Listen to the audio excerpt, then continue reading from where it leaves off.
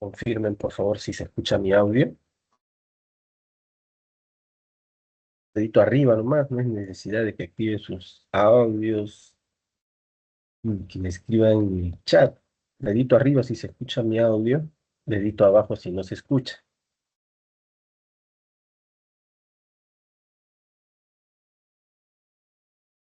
Ok, muchas gracias por la confirmación.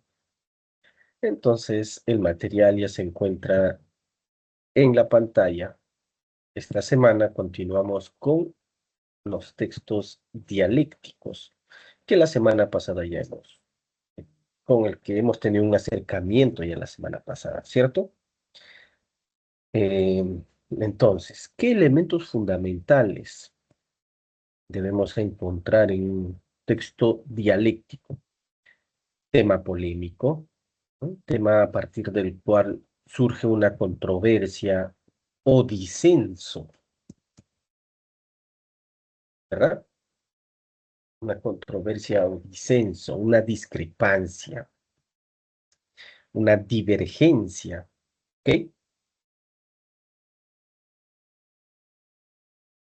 Luego, a partir de esa controversia, disenso, se adoptan posturas, ¿ya? Las posturas serán a favor, en contra. ¿Qué son las que nos importan? Porque a veces los estudiantes me han preguntado, profe, ¿y son las dos únicas posturas que existen para la argumentación? ¿Ya? Para la argumentación.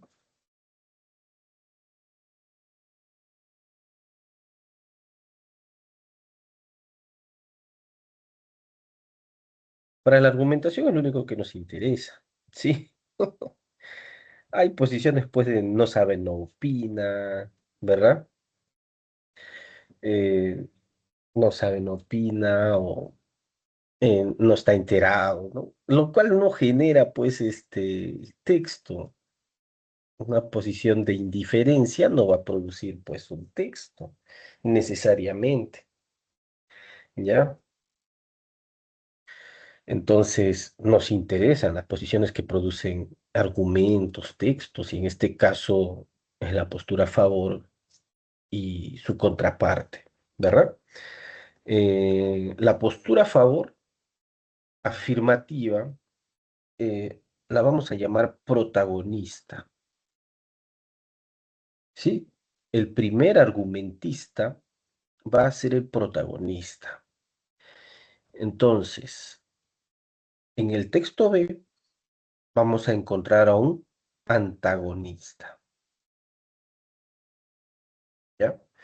Obviamente no estoy hablando de textos literarios, ¿no? No estoy hablando de textos literarios narrativos en el que el personaje principal es el protagonista, ¿no? Y hay un personaje antagonista, pero no sería el principal.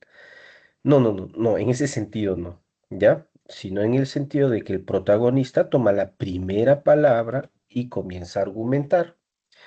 Y enseguida, el segundo autor, a este se le cede la palabra y este comienza a argumentar o contraargumentar, ¿de acuerdo? Entonces, protagonista y antagonista. El texto A será el protagonista, el texto B el antagonista. Enseguida, como hemos visto en los textos dialécticos, surge la argumentación natural, ¿verdad? Y la argumentación tiene dos partes, pues, ¿ya? Si bien es el corazón del debate, allí vamos a encontrar la idea principal, que es la tesis, y esta tesis va a estar seguida de sus argumentos, ¿cierto?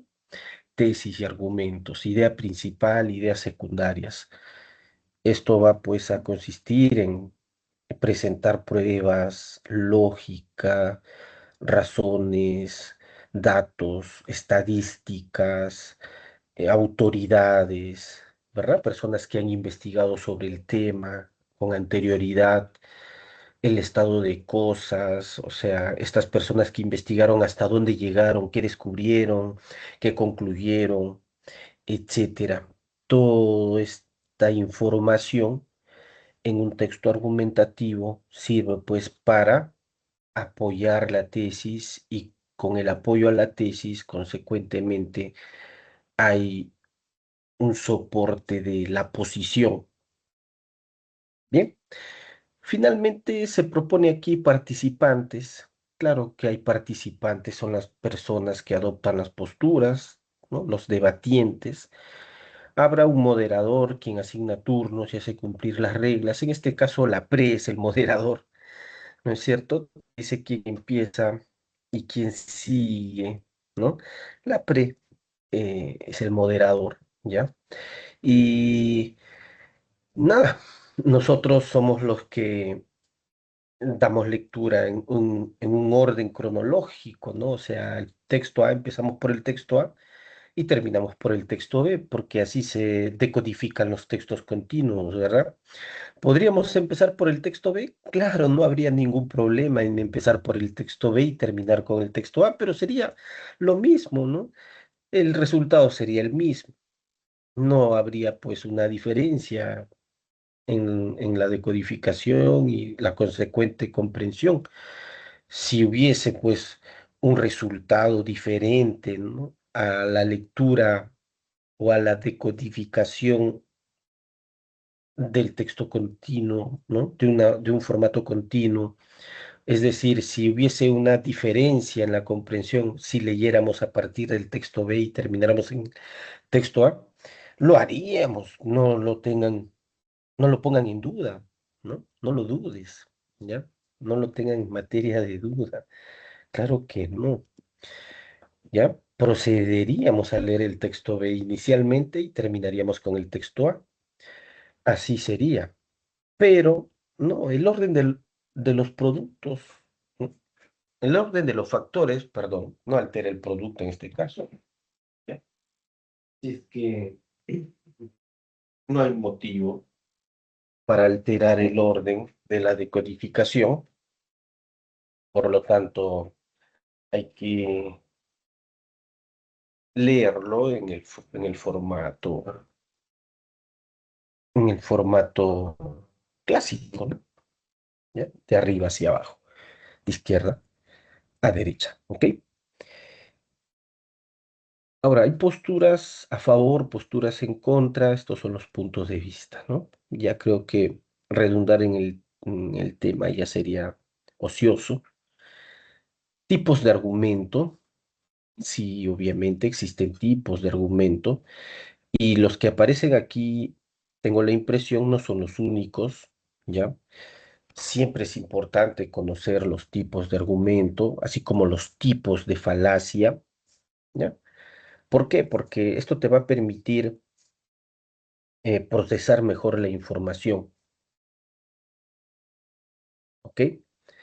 Entonces, argumentos de autoridad se apoyan en la opinión, investigación o prestigio de expertos y organizaciones reconocidas en la materia y tienen que pertenecer a la materia. Si el texto es de física, importante es que los que se mencionan, ¿ya? Como autoridad sean físicos, sobre todo, sean académicos.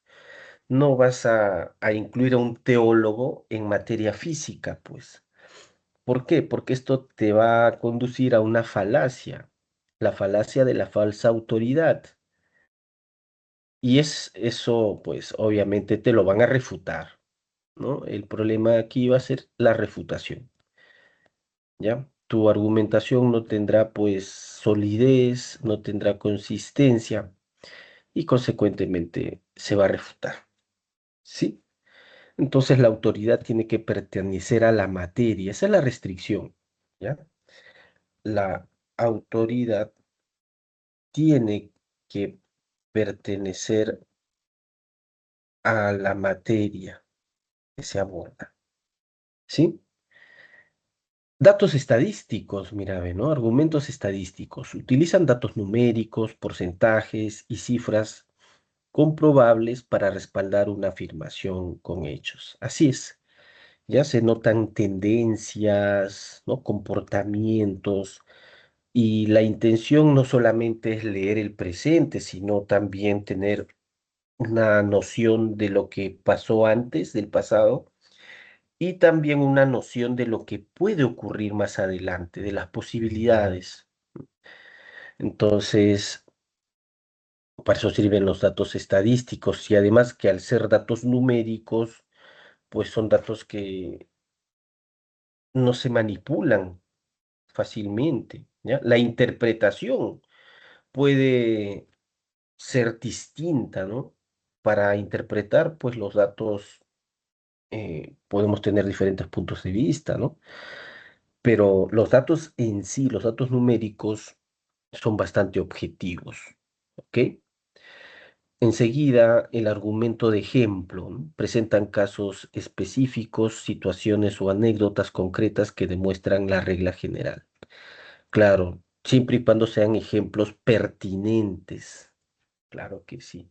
De lo contrario, será una desviación del tema. Y si no presentas un ejemplo pertinente, podría tratarse de una falacia, ¿no? Hay diversos tipos de falacia con respecto a la desviación del tema, ¿ok? Siempre procuren que los ejemplos, las analogías, ¿no? Se mantengan dentro del espacio temático, ¿ya? Y así deben comportarse, ¿no? Ahora, yo les estoy hablando como si ustedes fueran a producir un texto argumentativo. Van a tener que disculparme en ese caso porque en la universidad, sí, donde he enseñado, pues en los colegios, esto se enseña para que el estudiante produzca un texto argumentativo, ¿no? Por eso es que a veces se me escapa esa forma de expresarme. Aquí lo que importa es la comprensión, ¿ya? Entonces, cuando ustedes detectan que el ejemplo no es pertinente al tema, ahí es cuando posiblemente haya un tipo de falacia, ¿sí? Por ejemplo, el argumentum ad hominem, ¿no? El ataque a la persona es una notoria y clara desviación del tema. No se ataca la idea, se ataca a la persona. Y la persona que propone la idea no es parte del tema, ¿ya? Entonces hay una desviación del tema y ahí posiblemente haya una falacia, ¿ok?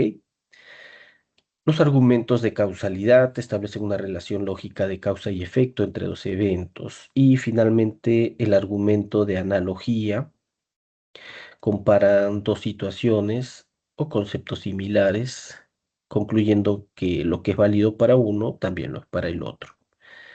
Y hay más. Sería bueno que investigue. Por ejemplo, se me ocurre en estos momentos pensar en el argumento moral ético, ¿no? Argumentos que se basan en la moralidad o en la ética, ¿ya? Y así. Ahora, lo que nos importa está aquí. Texto A, ¿ya? O perdón, sección A.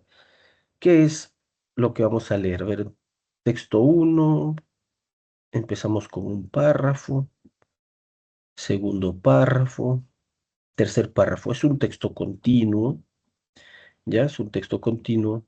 No hay nada más, son 5 preguntas de rigor. El texto 2, párrafo uno, párrafo 2, párrafo 3. El segundo texto también es continuo. Así es que tenemos que apelar a todo lo que hemos venido aprendiendo, ¿ok? A ver, empecemos. Un equipo de investigadores de la Universidad de Cambridge ha resuelto uno de los mayores enigmas de la literatura inglesa. ¿Cuál es ese enigma y el mayor? El significado de la misteriosa referencia al personaje de Wade en los textos de Geoffrey Chaucer. Bien, entonces se ha resuelto un enigma. Se ha resuelto un enigma. Ah, ¿los enigmas se resuelven? Muy buena pregunta. Ahora vamos a ver qué pasa con un enigma. A ver, le voy a preguntar a la inteligencia artificial. En precisión léxica,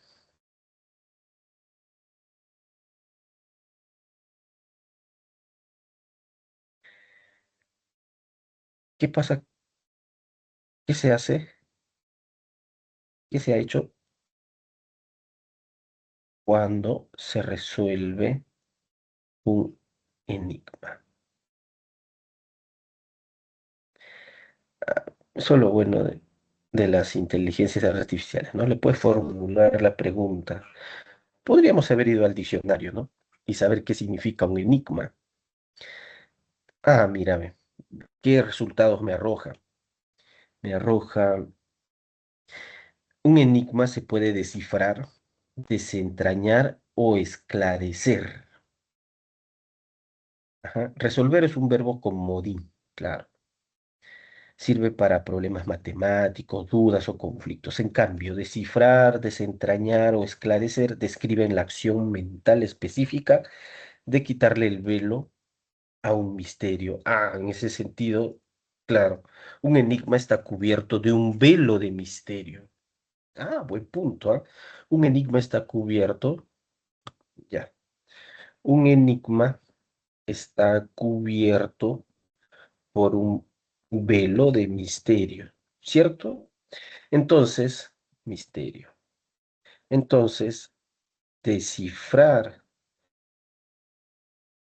o desentrañar o esclarecer un enigma es develarlo, coma, revelarlo o desvelarlo. Estamos utilizando bastante este verbo, ¿no? Revelar, develar, desvelar. Ajá, buen punto. Interesante. Entonces, en este caso, el tema uno, ¿cuál es? Es la descifración, el esclarecimiento del enigma, ¿ya? De un enigma, el enigma de la literatura medieval, ¿no? ¿Cuál es ese tema? Ese tema, digo, ese enigma, la misteriosa referencia del enigma de la misteriosa referencia al personaje, uy, de la literatura medieval. Bien, tenemos ese tema inicialmente. Asumo que es lo que se va a desarrollar en todo el texto. No creo que cambie, pero para eso está la lectura. Vamos ahí. Durante más de un siglo, académicos han debatido sobre esta alusión en dos de sus obras más conocidas. ¿Cuáles son? Troilus and Crusade y The Merchant's Tale. Claro, como obras intelectuales, entonces esto hay que escribirlo en cursivas, que para saber dónde empieza y dónde termina. Troilus and Crusade, que son dos nombres propios, ¿no? Y The Merchant's Tale, el cuento del mercader. Ahora, gracias al análisis de un manuscrito del siglo XII, antes de seguir entonces las fuentes, ¿no? Tema 2, las fuentes literarias donde aparece el enigma resuelto. Ajá,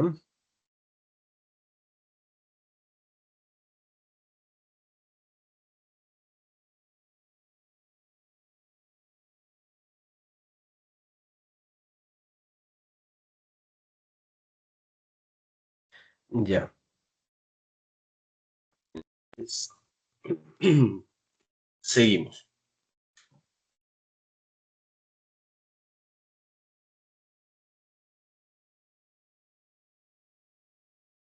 Ahora, gracias al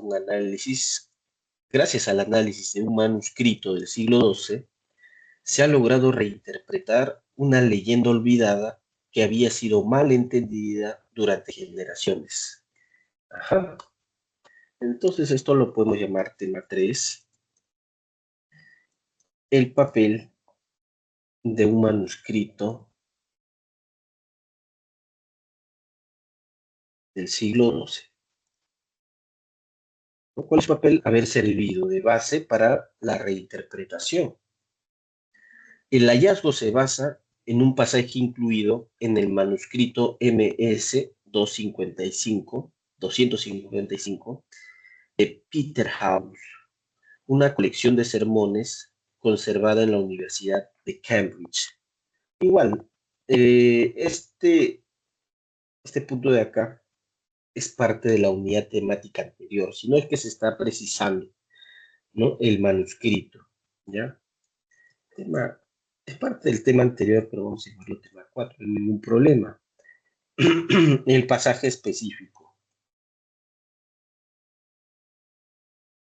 del manuscrito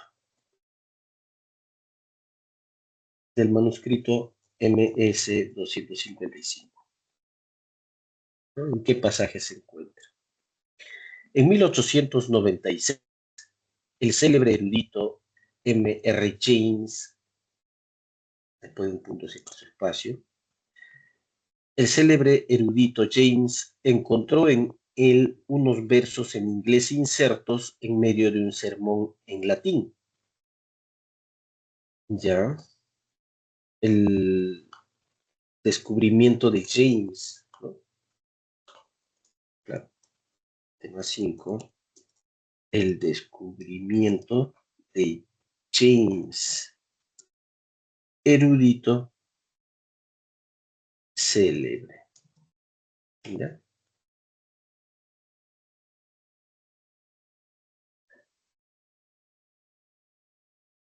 Durante décadas se asumió que aludían a una historia épica llena de criaturas fantásticas.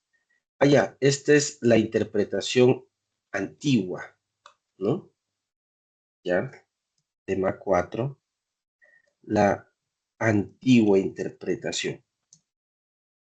Bien. ¿En qué consistía la antigua interpretación? Que era pues una historia épica llena de criaturas fantásticas. Vamos a resaltar eso. Es importante. Ese dato es importante. Listo. Una historia épica llena de criaturas fantásticas. Esa fue la interpretación original. Sin embargo, y aquí empieza ya la oposición, ¿te das cuenta? Sin embargo, los investigadores James Wade y Sepp Falk,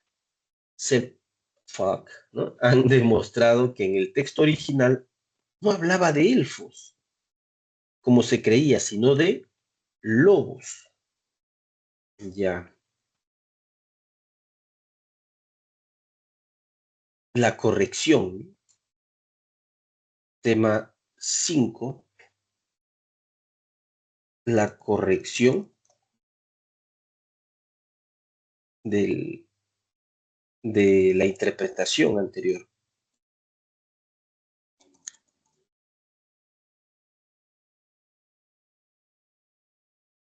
Así es. Por parte de Wade y Falk. Este cambio, ¿no? Este cambio semántico, cambio es la palabra que se está evaluando. ¿Qué significa? Este cambio semántico es clave para entender la verdadera naturaleza del relato.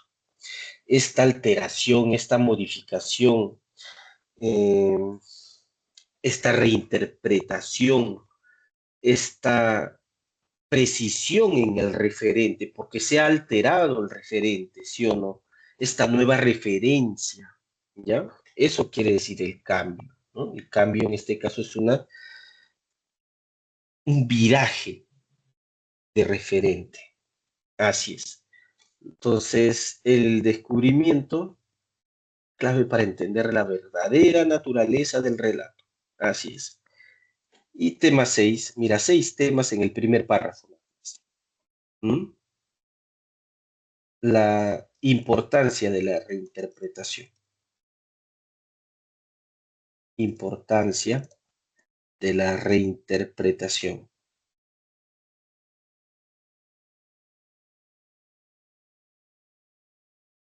¿Cuál es la importancia? Que ha permitido, pues, ha permitido entender la verdadera naturaleza, ¿ya?, del relato. Hasta ahora no nos indican en qué consistió ese, bueno, ya no hablaba de elfos, acá está, pero no desarrolla esta idea, este tema, en qué consiste cambiar de elfos a lobos, ¿no? Una historia épica llena de criaturas fantásticas. Sin embargo, no hablaba de elfos, no se creía, sino de lobos.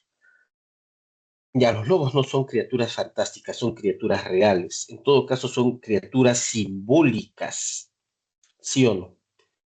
Claro. Entonces, era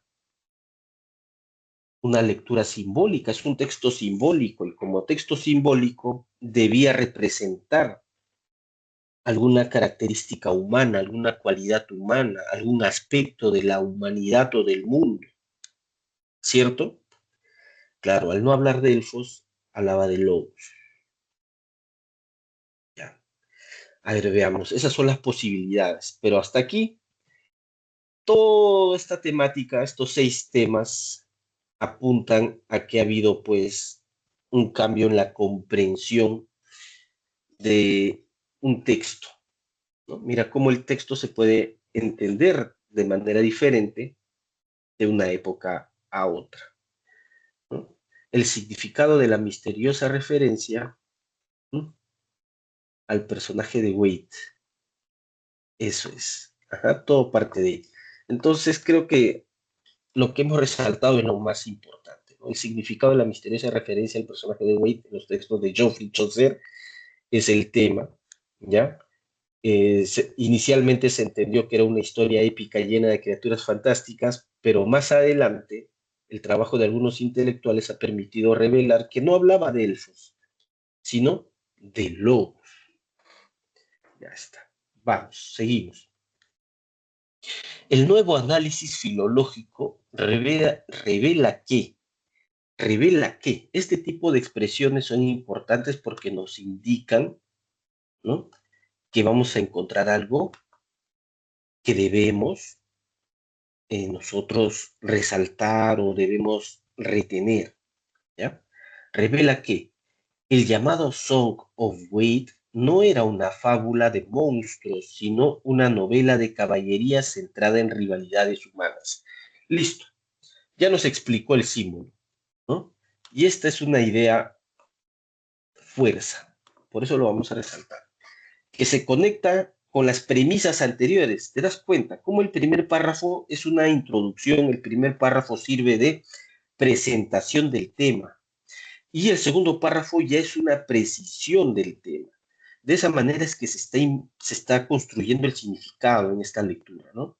El primero una presentación, una introducción y luego ya es el aterrizaje, ¿no? Aquí, ¿ya? El Song of Wade no es una fábula de monstruos, sino una novela de caballería centrada en rivalidades humanas. Allí está lo simbolizado, pues, la rivalidad humana, ¿no? Las rivalidades humanas. Eso se simboliza y seguramente los lobos simbolicen eso, la rivalidad humana. ¿Ya? Los lobos son rivales, compiten entre sí. ¿Cómo será? Pues, ¿cómo lo abordarán? En todo caso, hay que seguir leyendo a ver por dónde nos conduce la lectura, ¿ya? A ver, entonces, tema 7. Eh, la nueva temática propuesta para el llamado Song of Wade, canción de Wade, ¿no? Debe ser un nombre propio, me imagino, Wade. O tendrá alguna traducción, Wade. A ver, ustedes investiguen al respecto, ¿ya? Wade. al personaje de Wade.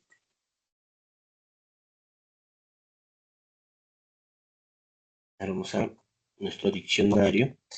Ustedes debieran descargarse su diccionario, ¿no? Por ejemplo, yo tengo mi celular Android, ¿ya? Y como ven, celular Android tengo mi Play Store, ¿no? Y en el Play Store he digitado en el buscador diccionario de la Real Academia y he descargado mi aplicación de la Real Academia, ¿ya? Pero ustedes también pueden descargar el diccionario que mejor les parezca, ¿no? Les sugeriría un diccionario inglés-español también, ¿ya? No solamente un traductor, sino un diccionario inglés-español, ¿ok? Y su diccionario de la Real Academia. Uf, acá. A ver, wait, vadear. Ah, sí, es una palabra inglesa, wait. ¿Qué significa? Walk through water, vadear. Walk through water significa caminar a través del agua, pero el referente en español es vadear, andar por el agua, caminar por el agua. Dice. El ejemplo, her mother told her not to wade out too far in case the tide dragged her under. Su madre le advirtió que no vadeara muy adentro para evitar que la marea la pudiera arrastrar. A vadear en este caso es introducir un poco los pies en el agua. ¿Mm? No es eludir, vadear, introducir un poco los pies en el agua. Ah, mira, ve. Wade, pero en este caso está escrito con mayúscula inicial, ¿no? Parece un nombre propio. A ver, parece un nombre propio, ¿ya? Voy a desconectar mi cámara para no tener problemas con la conectividad, ¿ok? Ya, ahora sí.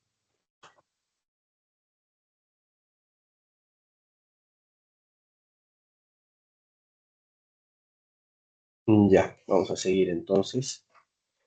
Así pues, jóvenes, la canción de Beat es lo resaltante en este caso. Vamos a seguir con la lectura. A ver, a ver, a ver. La confusión proviene de errores cometidos por un copista medieval que confundió las letras Y y W en el proceso de transcripción. Acá. Entonces el tema 8 fue el origen de la confusión, ¿no es cierto? ¿Cuál era el origen? ¿Ya? La confusión de las letras Y W por parte de un copista medieval cuando lo estaba transcribiendo, ¿ya? La corrección de estas palabras cambia completamente el sentido del pasaje y permite situar a Wade dentro del contexto literario de otros como Lancelot o Gawain, claro, Lancelot, ¿no? Son personajes medievales, ¿no? De la literatura medieval.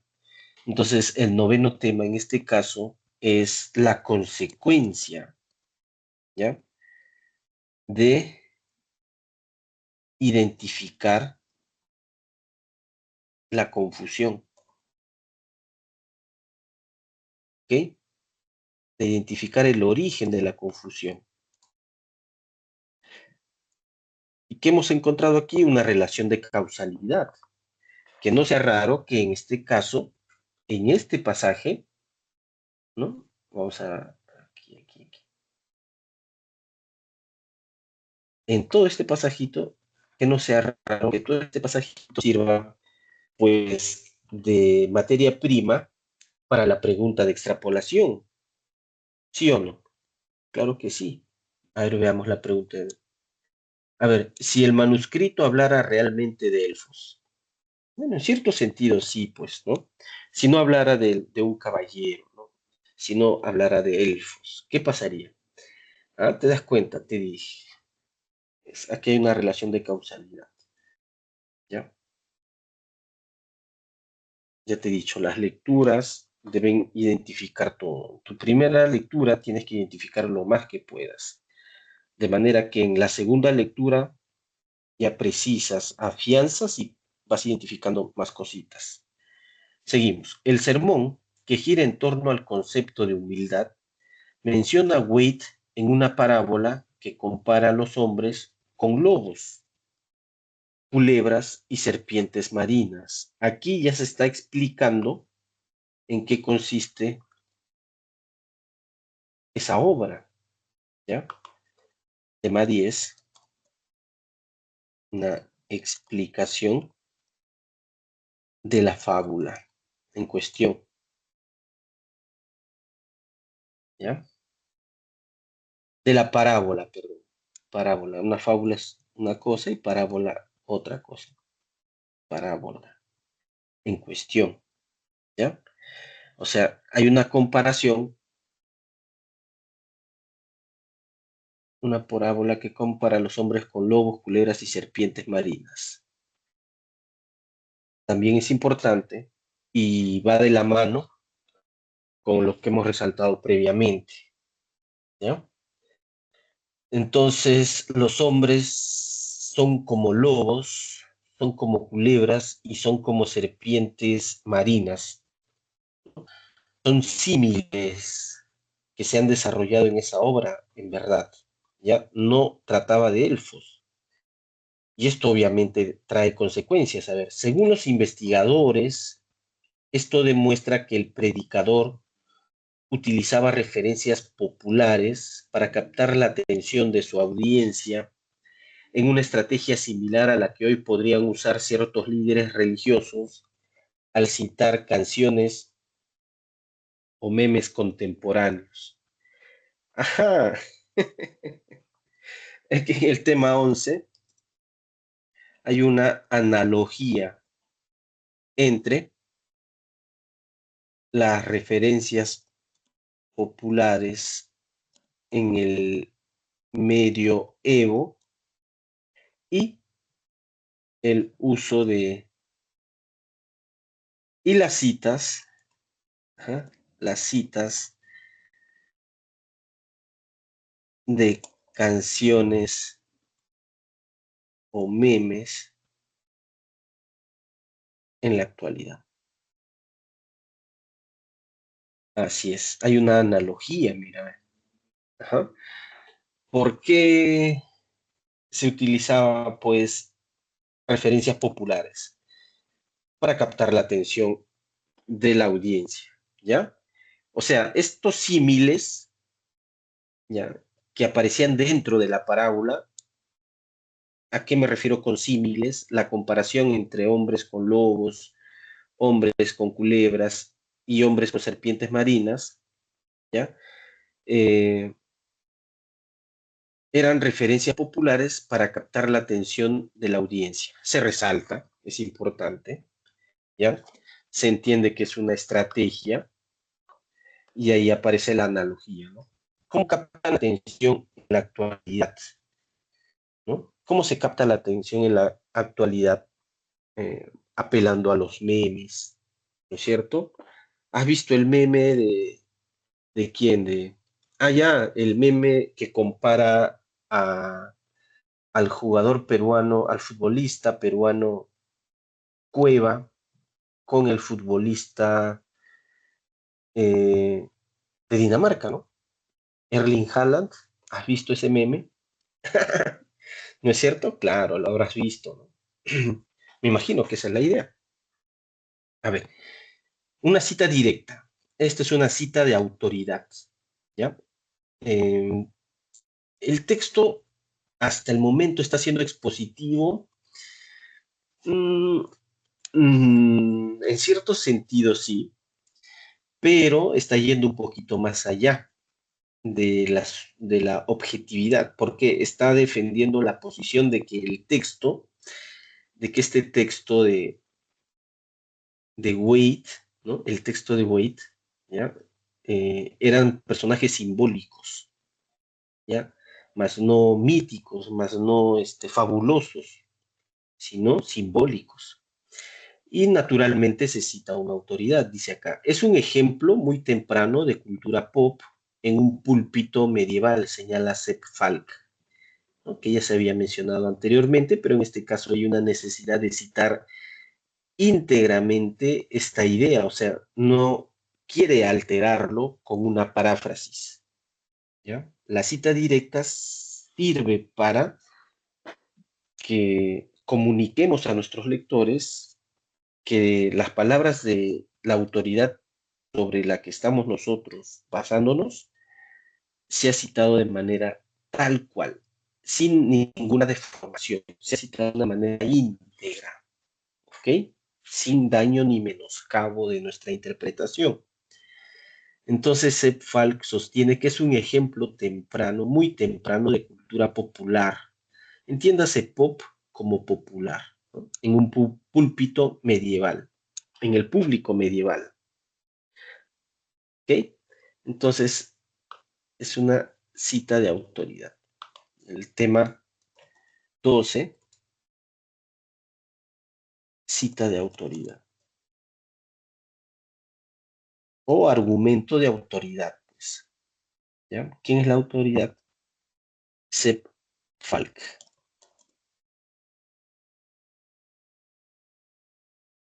Además, los autores del estudio han identificado al erudito Alexander Neckham, quien vivió entre 1157 y 1217, como el probable autor del sermón, gracias a similitudes en el estilo argumentativo y la estructura retórica, ¿ya? El probable autor del sermón también se resalta. Habría sido el erudito Neckham. Entonces, aquí el probable autor como tema número 13.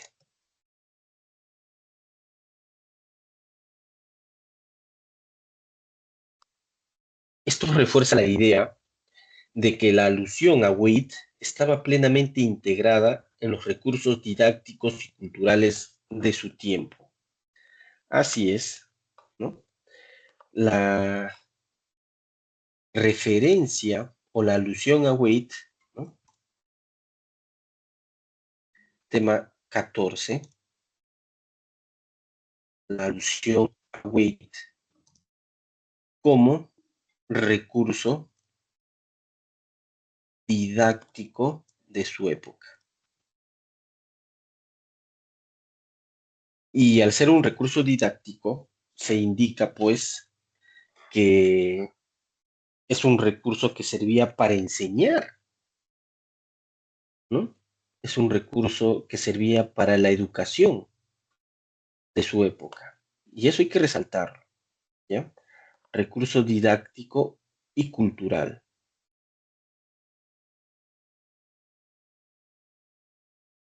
de su época, ¿ya? También se incluye en el texto la historia de un caballero real, Hugh of Corney, presentada como símbolo de humildad caballeresca tras cambiar de bando varias veces durante las cruzadas. Ay, ay, ay. Entonces, además, un tema adicional en el tema 15. Tema 15, eh, el tema adicional del caballero Hugh of Gorney.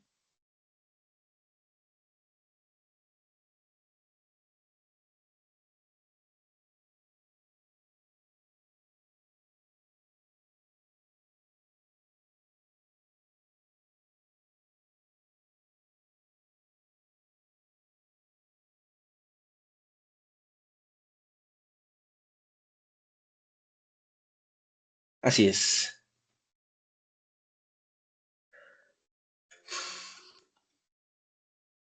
Símbolo de humildad caballeresca.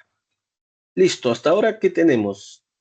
Que el significado de la misteriosa referencia al personaje de Waite en los textos de Geoffrey Chaucer es el tema. Es una historia épica llena de criaturas fantásticas, así se entendió inicialmente. Sin embargo, más adelante, nuevas investigaciones han dado cuenta de que esa historia épica no hablaba de elfos, sino de lobos.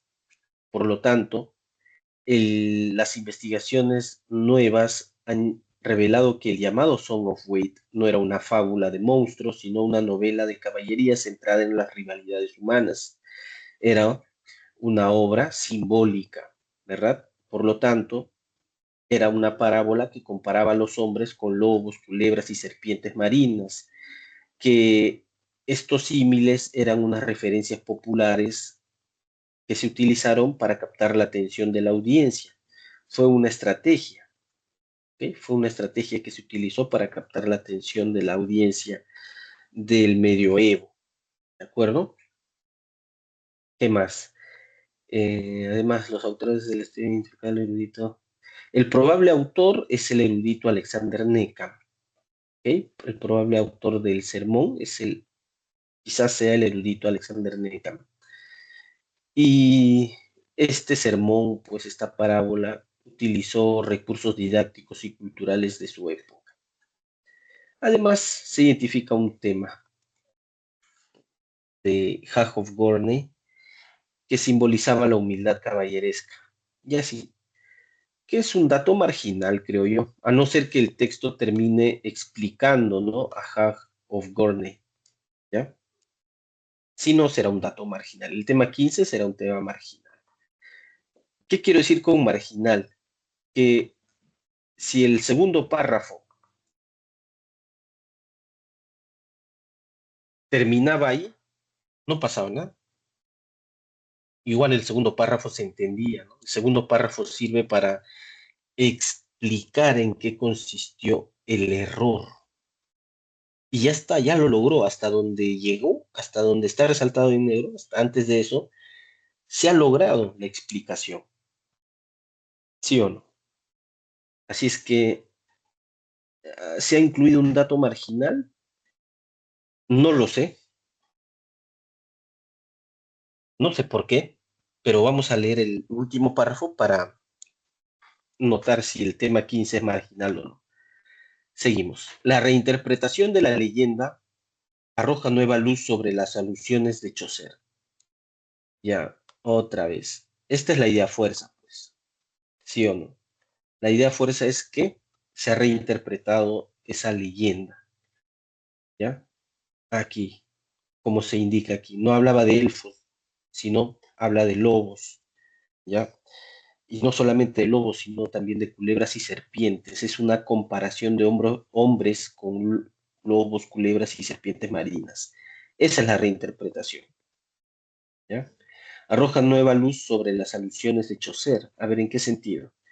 En Troilus, Troilus and Crusade, Pandarus, Pandarus recurre a la historia de Wade para seducir a Criseide, ¿ya?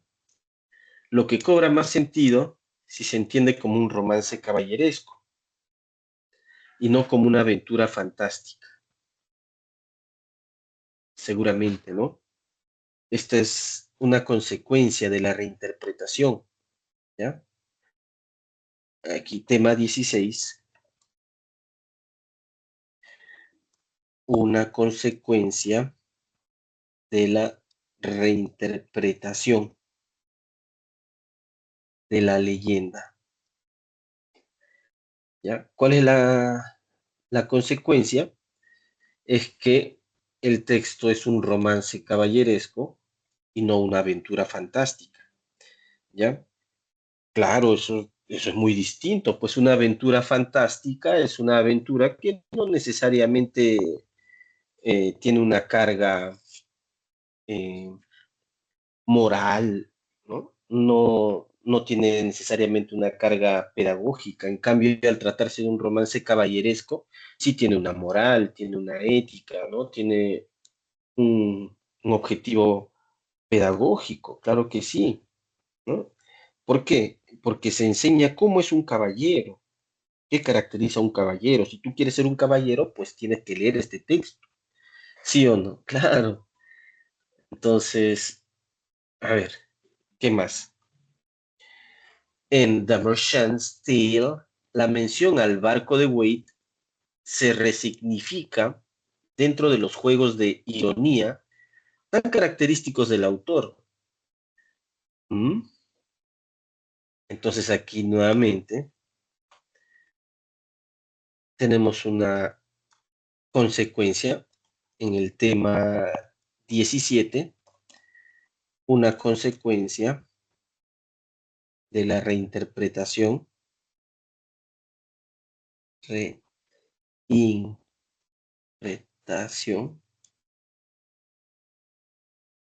en el caso, ¿no? En el caso de The Merchants,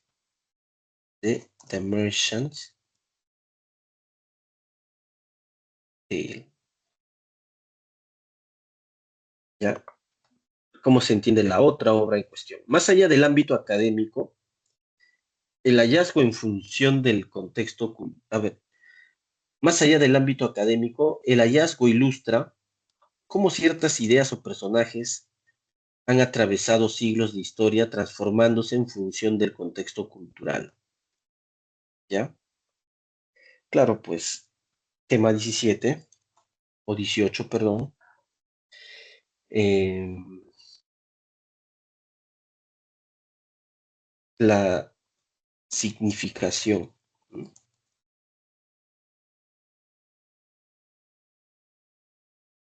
La revelación, mejor, ¿no? La revelación de cómo los personajes se transforman según el contexto. Así es. Y muestra que incluso en la Edad Media,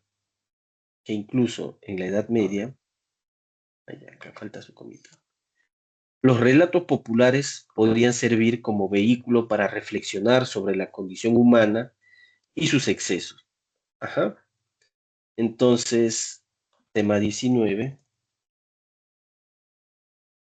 el papel pedagógico de,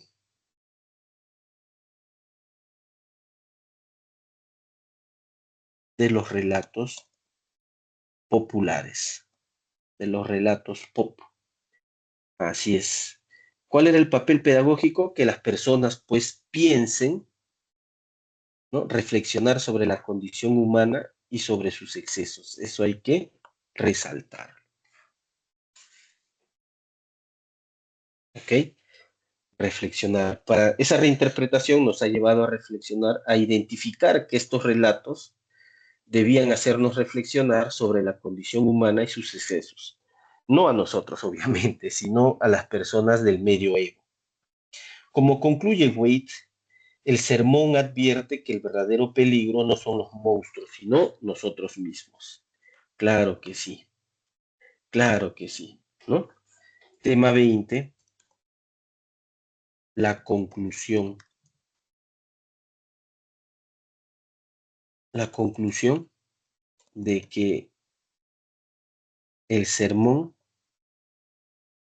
advertía de que advertía de que el verdadero peligro éramos nosotros mismos, más no los monstruos fabulosos. ¿Ya? Ahí está. Entonces, esa es una conclusión, ¿no? Como concluye Wade, muy buena conclusión, ¿no? Nosotros somos el peligro. Esa era la enseñanza, o sea, hay que cuidarnos de nosotros mismos, ¿no? Más o menos, esto me hace acordar a lo que mi mamá me decía, ¿no? Cuando yo le expresaba mi miedo a los cementerios, a los fantasmas, ¿no? Cuando yo le decía, mamá, tengo miedo, hay un fantasma, y me decía, no, hijito, no tengas miedo, los muertos ya están muertos, ¿no? Ellos no te van a hacer daño, hay que tenerle miedo a los vivos, vivos, no a los muertos, ¿verdad? En este caso, también se podría pensar lo mismo, ¿no? Hay que cuidarnos de nosotros mismos, hay que cuidarnos de las personas vivas, no hay que cuidarnos de los monstruos fabulosos, ¿no? Sino de nosotros mismos. Punto final. Y terminó pues con una moraleja del sermón, ¿no? Este texto terminó con una moraleja del sermón y ya está, con la enseñanza. Esa es la estructura temática de ese texto uno. Tiene 20 temas. ¿Por qué me he dado al trabajo de identificar cada uno de los temas? ¿Ya? ¿Por qué? Ahora, de manera veloz, de manera rápida, ¿ya? Podría ser mucho más preciso, podría ser mucho más florido el análisis temático, ¿no? Pero en este caso lo he hecho así para demostrarte, pues, que un texto es complejo porque desarrolla diversos temas, ¿ok? En el examen, ya en los exámenes de admisión, es casi difícil que venga un texto de este tipo. A ver, ¿cuántas palabras tiene? Tiene 550 palabras, 554. Es un texto demasiado extenso. Eh, Alrededor de 350 palabras debe tener un texto que es parte del examen de admisión, ¿ya? Ese es el promedio, un poquito más, un poquito menos, ¿no?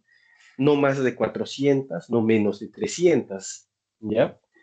No menos de 300 en el caso de los textos mixtos, o sea, textos que tienen gráficos, que tienen imágenes, ¿ya?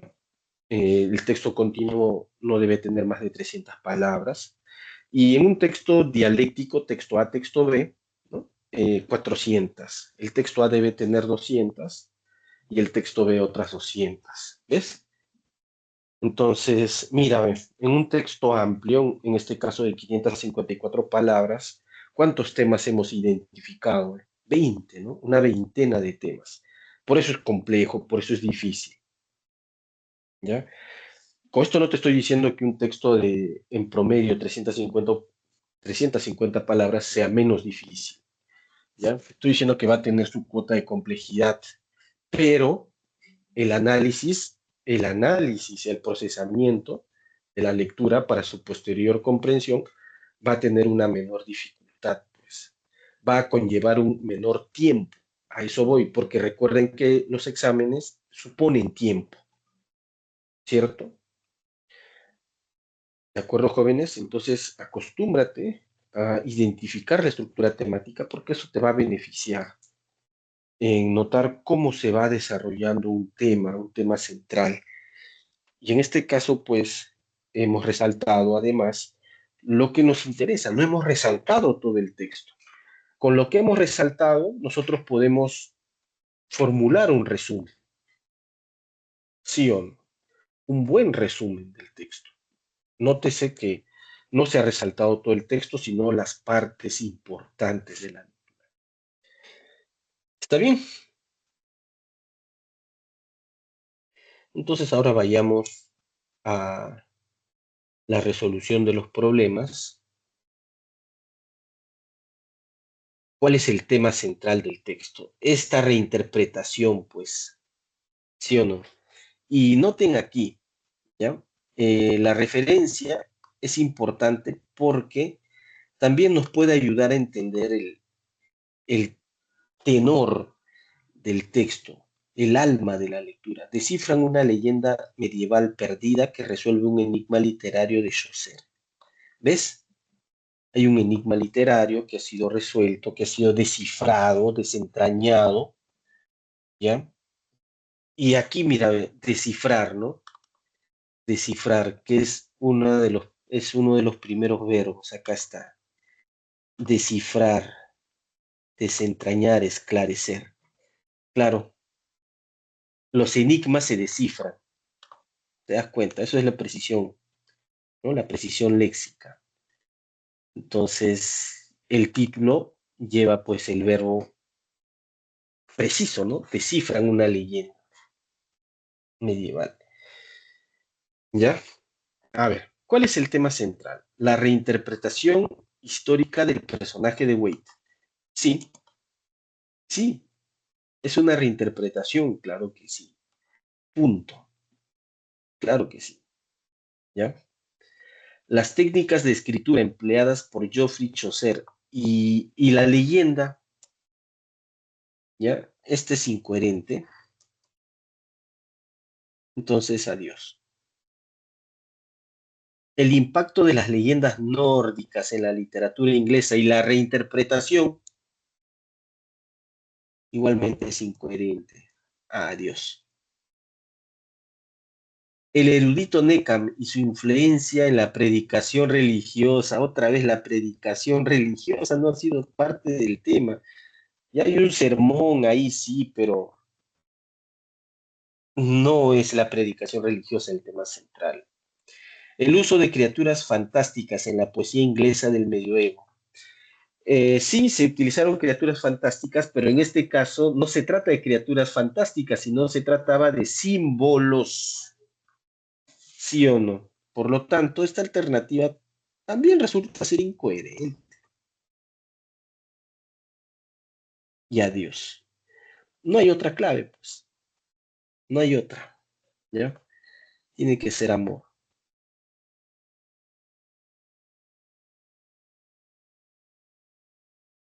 Cambio, cambio, ¿qué significa? Ese viraje, esa reinterpretación, ¿no? El nuevo entendimiento producto de la nueva propuesta. Entonces, una ruptura definitiva, no, no, no, falso, falso, falso. No es una ruptura, sino un reencauzamiento del discurrir dialéctico, cognitivo, o sea, el pensamiento se ha llevado por nuevos caminos, ¿ya? No es que se ha roto definitivamente con la tradición narrativa medieval, o sea, ya se descartó la narrativa medieval, ¿no? Ya no sirve, se ha dejado de lado. No, falso, falsazo, ¿ya? No es verdad. Después, un error de interpretación que afectó al sentido, perdón, una falsificación deliberada, falsificación, oye, falso de falso, falsote, ¿sí o no? Mentira, mentira, falso. No ha sido una falsificación, sino una reinterpretación. Se ha vuelto a entender el texto, ¿no? Dado que se ha descubierto que hubo un error en la transcripción y esto ha desencadenado pues una serie de interpretaciones, ¿no? Novedosas. ¿Ok? Sí, un error de interpretación que afectó el sentido original, sí, sí, sí, sí, sí, ¿no? La palabra cambio refiere a un error que había y que se superó, ¿ya? Un error que se superó. La pérdida irreversible de conocimientos antiguos. Entonces, si hubiera, ¿no? Si hubiera una pérdida irreversible de conocimientos antiguos, no estaríamos hablando de estos textos, pues porque ya se habrían perdido irreversiblemente, ¿sí o no? No se habría podido reinterpretar porque ese conocimiento ya se habría perdido, ¿ves? Así es que no, falso. La sustitución de héroes mitológicos por figuras religiosas, no, por figuras legendarias, ¿ya? Por figuras simbólicas, ¿ok? Figuras simbólicas, falso. Entonces no hay otra que casa. Casa, ¿no? Sí, casita.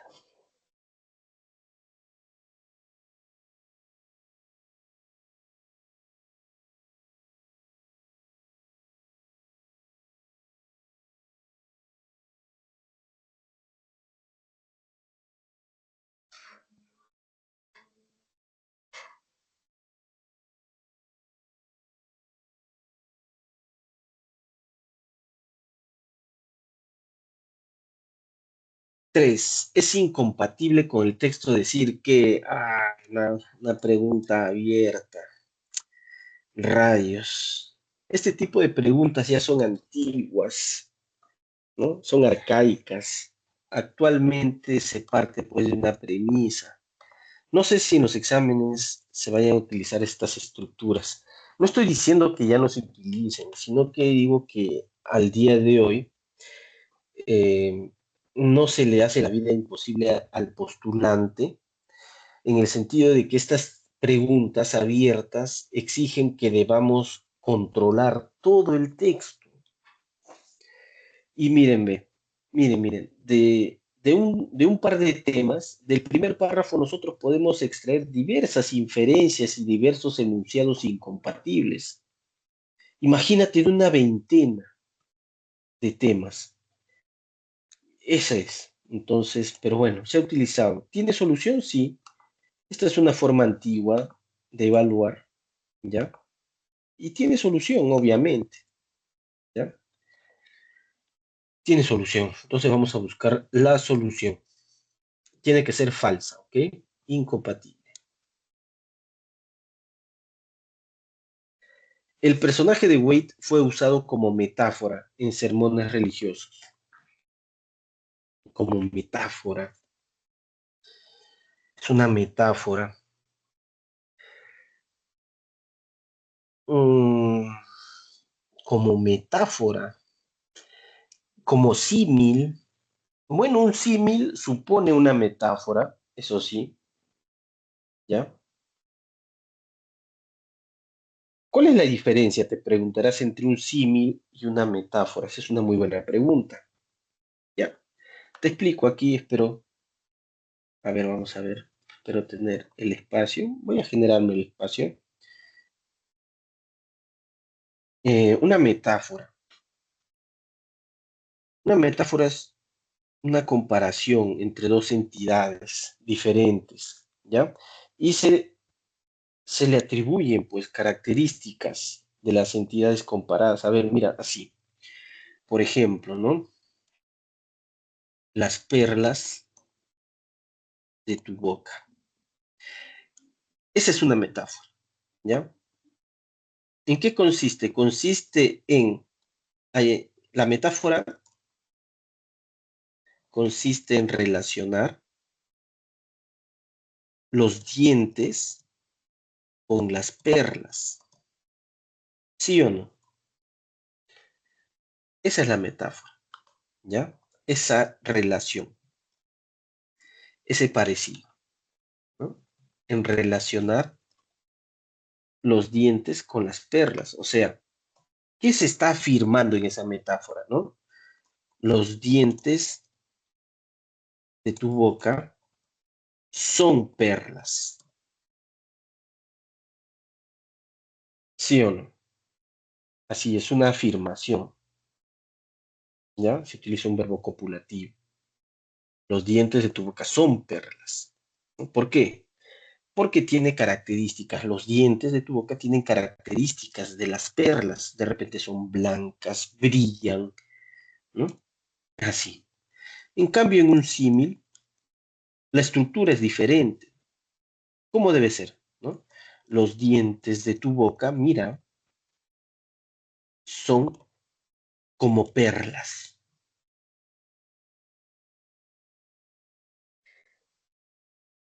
El uso de este conector, ¿no? Indica que estás ante un símil, ¿ya? Esa es la diferencia. Entonces, en el texto hemos encontrado símiles. A ver, vamos a ver. Claro, son símiles, es una comparación. ¿Mm? Es una comparación, compara, dice, ¿ves? Pero de fondo hay una metáfora, ¿sí o no? Son dos figuras literarias distintas, son dos recursos retóricos distintos, pero que se relacionan, se vinculan de fondo, sí, sí. Entonces,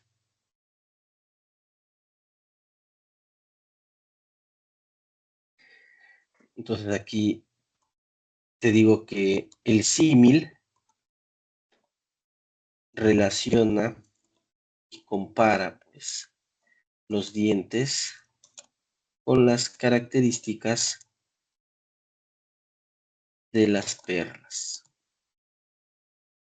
¿Sí o no? En eso consiste el símil, ¿ya? Así a grandes rasgos, obviamente es mucho más preciso, pero a grandes rasgos. Entonces aquí, el personaje de Wade fue usado como metáfora de sermones religiosos. Ah, incluso el personaje ni siquiera es un símil, es un símbolo, ¿no?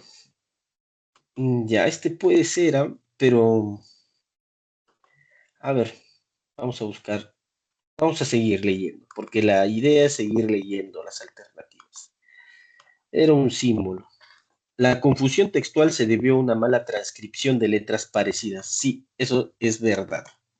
Por lo tanto, se descarta.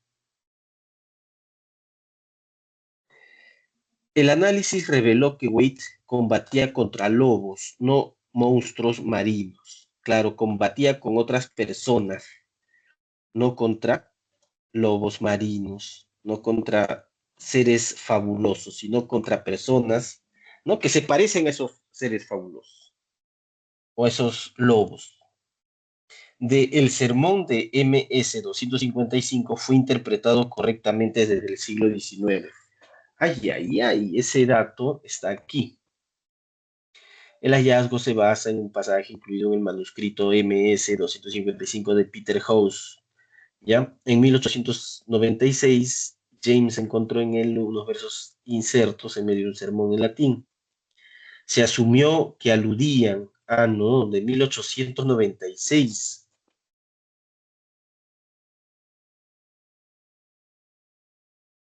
Claro, el erudito James malinterpretó, ¿no? Claro. Él entendió que no había un error, que en realidad trataba de elfos.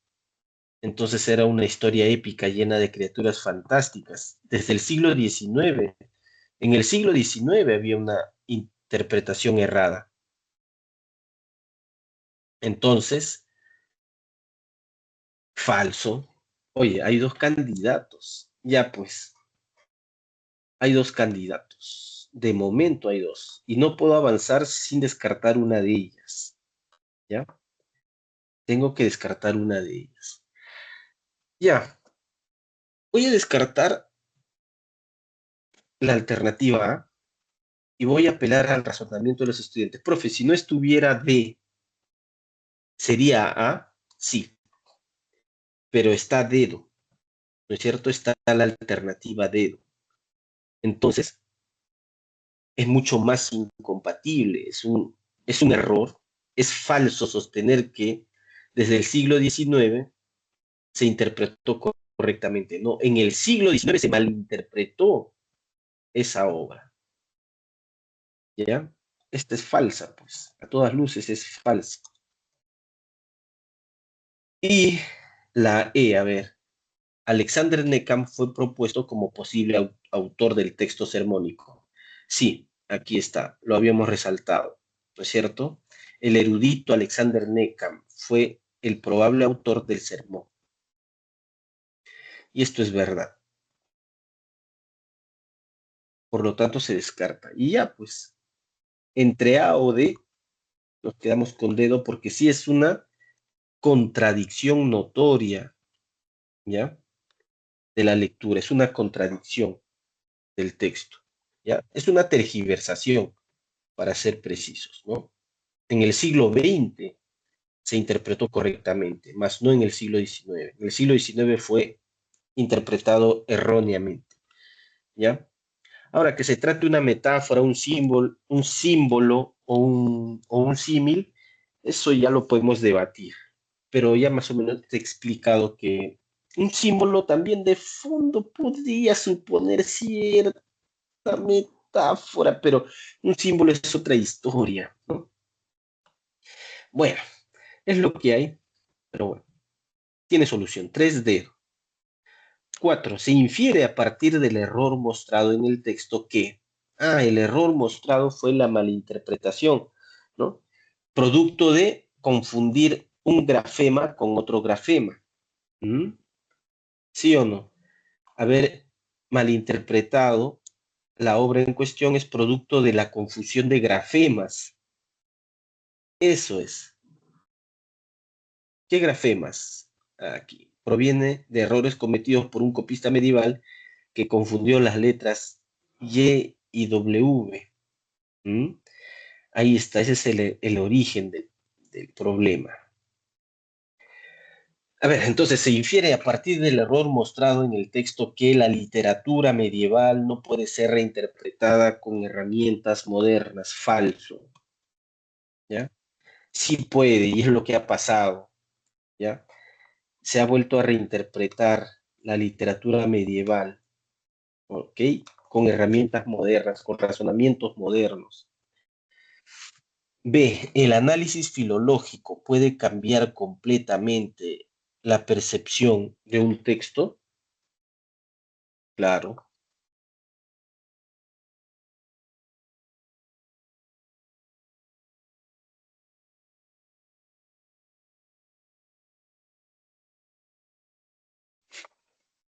Sí, el análisis filológico, y lo que se ha hecho aquí es un análisis filológico.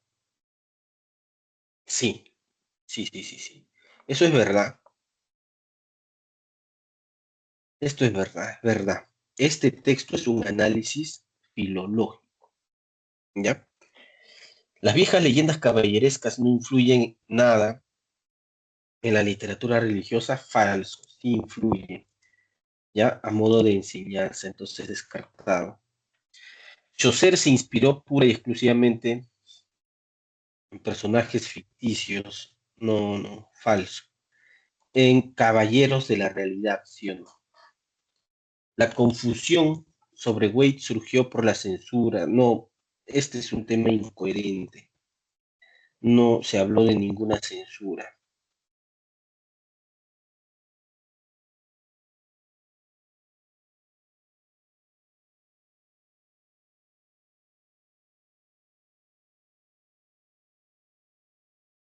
Descartado.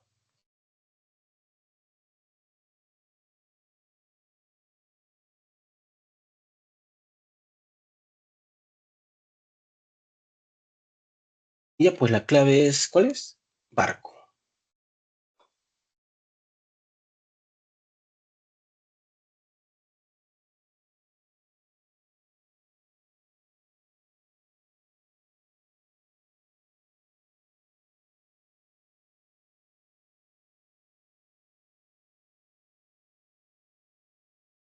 Si el manuscrito hablara realmente de elfos, ya pues cambiaría totalmente, ¿no? O sea, se mantuviera quizás la interpretación del siglo XIX, ¿no? Se mantuviera esa interpretación, la interpretación del erudito James, ¿no? Sería una historia épica llena de criaturas fantásticas, ¿ya? Una historia épica, es una historia sobresaliente, notable, memorable, ¿no? Se continuaría con esta interpretación y sostener pues que es un texto para enseñar a las personas que debemos de cuidarnos de nosotros mismos, no sería pues, ¿no?, plausible, ¿ya? A ver, se reafirmaría que Wade era realmente una figura meramente fantástica, sí, en efecto, eso es verdad, ¿ya? Esa puede ser la clave, porque esa es la interpretación que se le dio en el siglo XIX, ¿sí? B. Confirmaría que Chaucer no tenía conocimientos sobre leyendas populares, no necesariamente. De repente los tenía, pero en este caso no debía de utilizarlos porque obviamente el texto no se trataba de una leyenda, ¿sí o no?, sino de literatura fantástica. C. Se descartaría por completo cualquier vínculo entre Wade y la humildad. Falso. Por completo todavía. Falso. Vetusto es viejo y maltrecho manuscrito perdería, no, falso, no perdería su valor histórico y cultural, mantendría su valor. histórico y cultural. Se demostraría que los copistas medievales siempre fueron exactos, falso también, ¿ya? O no necesariamente, no siempre, ¿ya? Decir que siempre es peligroso, ¿ok? Perdería, no necesariamente, no perdería, no. Entonces, barco,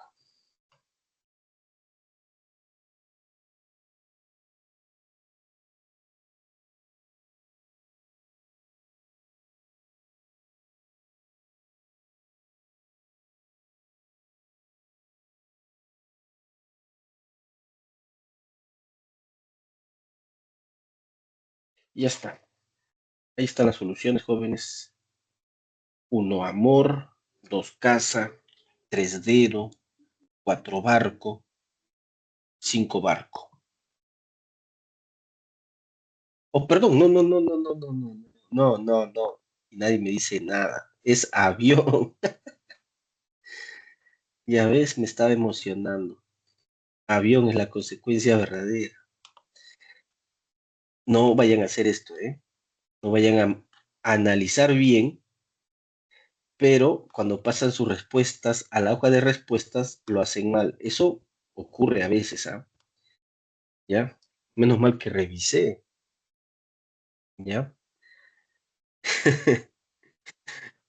Ya. Avión, ujú, casa, ujú, dedo, ¿sí? Barco. ¿Ves cuán importante también es ir tomando nota? Si no veía el NN, me iba de cara, ¿eh? Fallaba, me ibas a odiar toda la vida.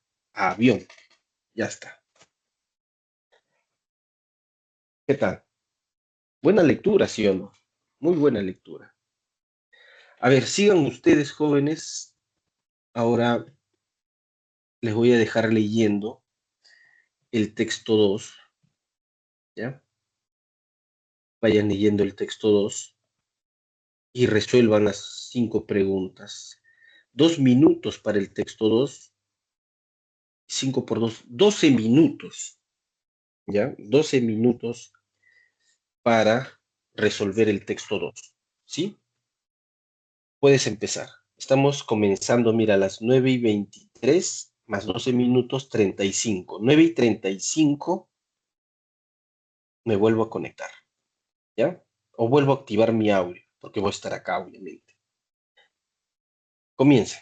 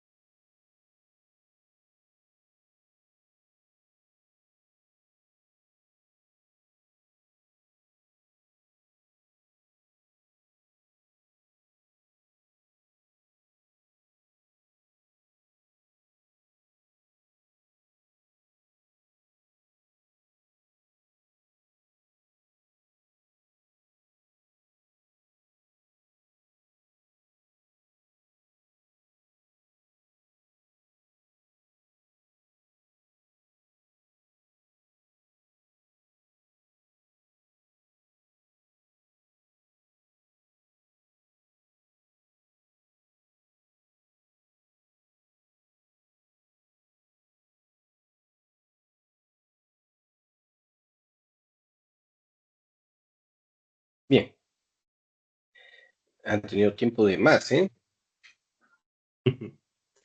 Es un texto informativo, básicamente, sobre el motivo del 10º Congreso Internacional de Lengua Española, ¿no es cierto? El motivo. Sí, de eso se trata básicamente. ¿Y cuál es el motivo? La presentación del diccionario Vargas Llosa, además del relanzamiento de la Casa Museo donde nació el escritor peruano y Premio Nobel de Literatura, Mario Vargas Llosa. Eso se trata todo el texto. Es un texto informativo y en ese sentido no representa mayores dificultades, ¿verdad? Entonces, ¿qué más te puedo decir al respecto? A ver, la casona ubicada en la primera cuadra del Boulevard Parra, actual Avenida Parra, integra avances tecnológicos que ofrecen a los visitantes una experiencia inmersiva en el universo creativo y vital del novel. Ok, integra avances tecnológicos. Avances serán pues nuevos productos, ¿no? Y así después hay una lista de los eventos que van a sucederse, ¿no? Se construye el significado mediante esa lista cronológica. Todo esto, pues, para expresar un texto formal, ¿no? Es un texto formal, ¿ya? ¿Y quiénes estarán ahí presentes, ¿no? ¿Qué personas estarán presentes? ¿Ya? Unos personajes eh, importantes, ¿ah? No es que sean cualquier persona, sino personajes de importancia, ¿ya? Tanto americanos como mundiales. España, básicamente, ¿no? En la primera pregunta, voy a resaltar la clave correcta. A ver, quiero que verifiques si le has atinado, como popularmente se dice en Perú, le has chuntado a la clave correcta. Y si no, tienes dos posibilidades. Preguntarme por qué enano es la clave correcta, ¿ya? Sino pensarlo, ¿no? Y recalibrar tu pensamiento. El tema central del texto es la realización del Congreso Internacional de la Lengua Española y el homenaje a Vargas Llosa, ¿no es cierto? En pocas palabras, es el motivo de ese 10º Congreso, SILE, ¿no? Del 10º SILE, ajá, del 10º SILE. Decir que el Congreso SILE, de, o decir el Congreso SILE sería una redundancia, ¿no? Del 10º SILE, el motivo del 10º SILE. ¿Cuál es el motivo? Homenajear a Vargas Llosa. ¿Está bien? Esa es la clave correcta. Vamos con la número 2. Voy a resaltar la clave, ¿ya? La número 2, el término avances tiene el sentido de,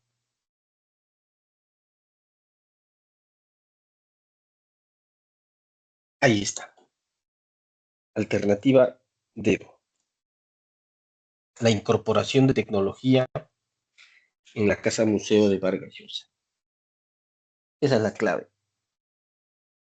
¿Le has atinado? Espero que sí. Voy a fijarme en el chat. De repente hay alguna pregunta. No. Entonces, eso significa que sí le has atinado. ¿Ya?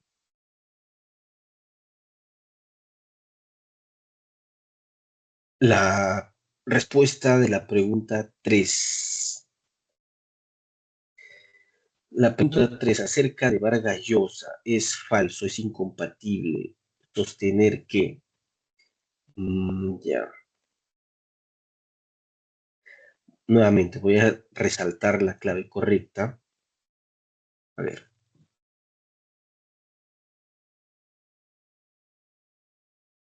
Barco. Su figura es rechazada en el ámbito cultural internacional. No, es una persona que sirve de motivo para el 10º SILE. Entonces, ¿cómo puede ser pues una figura rechazada en el ámbito cultural internacional? no ni siquiera nacional ni internacional. Van a venir personajes internacionales, específicamente de España, ¿no? Para rendirle homenaje al escritor peruano, al escritor arequipeño, ¿ya? Es lo que se comunica en ese texto. Entonces, tres barco.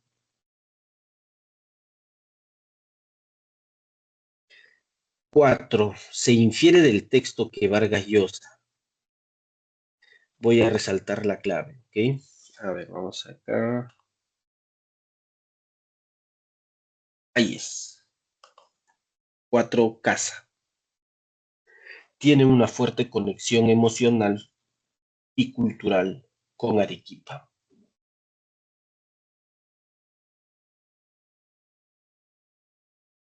¿Está bien? Cuatro, casa. Y finalmente, cinco, si Vargas Llosa hubiera nacido en Tacna, ¿qué hubiese pasado? Pues el homenaje no sería en Arequipa, ¿sí o no? El homenaje habría sido en Tacna, obviamente. Se eligió Arequipa porque es el lugar donde nació Mario Vargas Llosa y ahí está la casa museo, ¿no? Que honra ese nacimiento. Entonces, a todas luces tiene que ser Barco, por la clave correcta, ¿no? El décimo Sile probablemente no se habría realizado en Arequipa, sino en Tacna. Esa es la consecuencia. Bien, esas son las claves correctas. A ver, vamos a retomar. Es uno enano, dos dedo, tres barco, cuatro casa y cinco barco, ¿sí o no? Sí, esas son.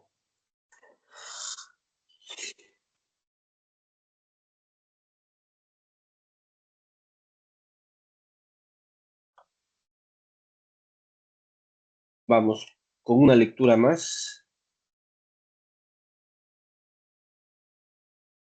Este texto es muy interesante. A ver, resuélvanlo en el menor tiempo posible.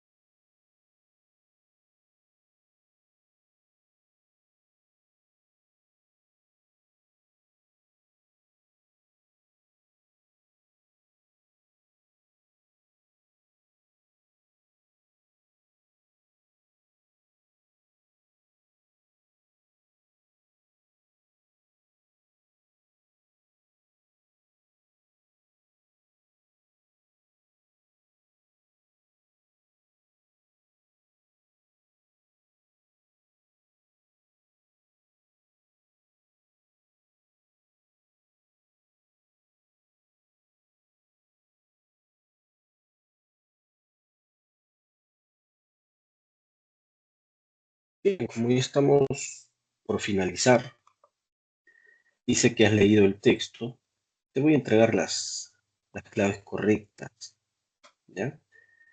Debes haber ya leído el texto y debes encontrarte la primera, segunda pregunta, ¿ok?